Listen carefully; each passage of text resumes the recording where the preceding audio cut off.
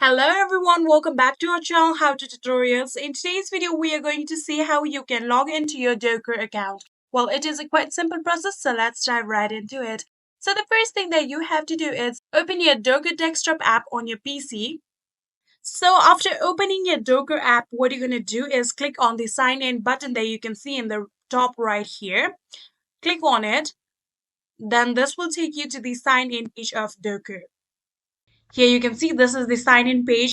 So all you have to do is enter your email address or your username in here. So if you have linked your account with your Google or GitHub, you can even click on these options in order to sign in with them. So if you have created your account manually just like me, you can enter your email and then click on continue right here. So after doing that, now here, simply just add in your password of your Docker account. After you have entered your password, all you have to do is click on continue. But somehow if you've forgotten your password, you can click on this option forgot password, and then this will lead you to the further process of how to recover your password. So after entering your email and your password, then you will be seeing the option of proceed to Docker desktop. Click on this option. So after doing so, here you can see this pop up, and all you have to do is click on open Docker desktop. You can see you are being verified in here.